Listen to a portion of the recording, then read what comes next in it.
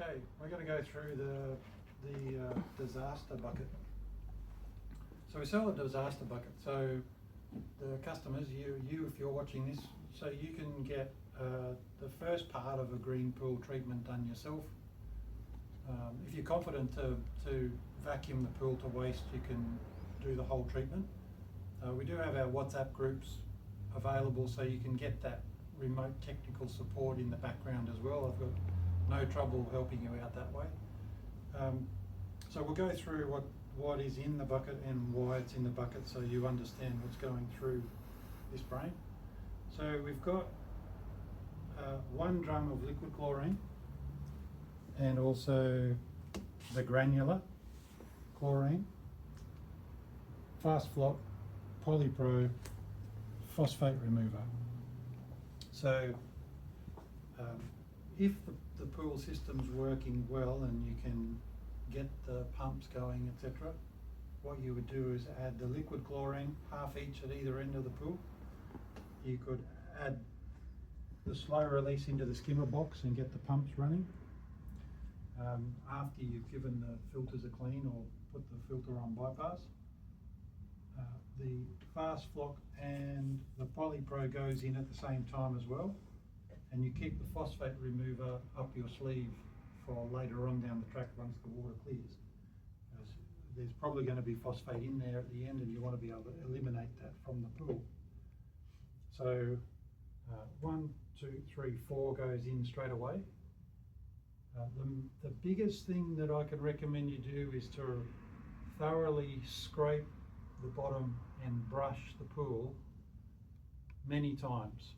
So make sure you've given that pool a thorough scrape and brush.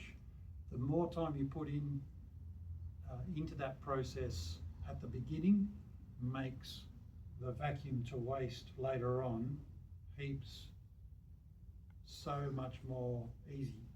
If you only do a half-hearted job of scraping the bottom of all the leaves and a half-hearted job of brushing the pool, then you're going to find a poor end result. Particularly if you're getting us in to do the vacuuming, if we get there and it hasn't been brushed and scraped, it's going to mean that we have to brush and scrape the bottom after it's been flocked, which is going to end up being more time for us on site, which is going to cost you more money in the long run. So super important. Brushing the sides and across the bottom. Even if you can't see, just brush straight out and take a little step, brush straight out to make sure everything's broken off. All of this is stirred up. Algae is taken up and put through the body of the water to give this formula a chance to kill it all. What happens when you don't brush is the top layer of the algae gets killed off, and all the brothers and sisters that are underneath there are still happy, happy, joy, joy. So when we do our vacuum, we vacuum and show a lovely live green layer of algae underneath. So it's really, really, really important that all the leaves and twigs are scraped out and that the brush is done really thoroughly. If you do that, as I said, the vacuum to waste in the end is going to be a lot smoother and you'll get a better result.